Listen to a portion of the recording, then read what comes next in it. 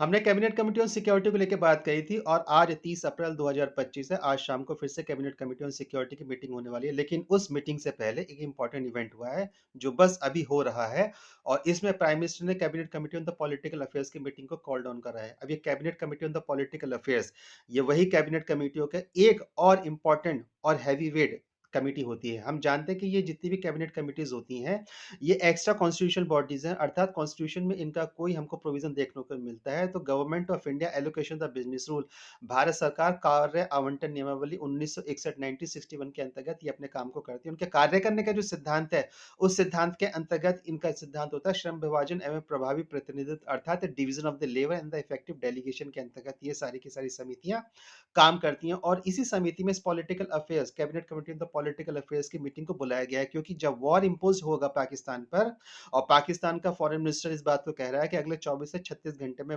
India Pakistan पर attack कर देगा, तो मान के चला जाए cabinet committee on the political affairs इसी सिचुएशन को एनालिसिस विश्लेषण करने के लिए बुलाई गई है। अब इस समिति की अगर हम संरचना में जाते हैं, तो इस कमेटी के कंपोजिशन में हमको मिलते हैं प्राइम मिनिस्टर, इसके साथ ही डिफेंस मिनिस्टर, होम मिनिस्टर और फाइनेंस मिनिस्टर। ये 4 इसके इंपॉर्टेंट मिनिस्टर्स होते हैं। ये चारों के चारों जो होते हैं कैबिनेट कमिटी ऑन सिक्योरिटी के भी मेंबर रहते हैं। हाँ, फॉरेन मिनिस्टर इसके पार्ट नहीं है। अब जो दूसरे इंपॉर्टेंट हैवीवेट मिनिस्ट्रीज़ हैं, उनको देख लेते हैं। उनको देखकर आपको इसकी इंपॉर्टेंस का पता लग जाएगा। तो पहले मिनिस्ट्रीज़ यहाँ पे आते हैं communication, information technology, communication ministry, यानी कि जो वॉर इम्पोज्ड होगा तो देश में संवाद किस प्रकार से करा जाएगा, इसका रिस्पांसिबिलिटी एनालिसिस इस मिनिस्ट्री के द्वारा करी जाएगी। फिर अगली 2 इंपॉर्टेंट मिनिस्ट्रीज़ यहाँ पे आ जाती हैं, जिसमें आ जाता है रोड ट्रांसपोर्ट और रेलवे मिनिस्टर। जब देश में एक्सेसिबिलिटी तो इंश्योर करना होगा, तो देश में एक्सेसिबिलिटी बनी रहे ताकि देश किसी प्रकार से रुक ना पाए, तो रोड और ट्रांसपोर्ट मिनिस्टर, रेलवे मिनिस्टर को यहाँ पे रखा गया है।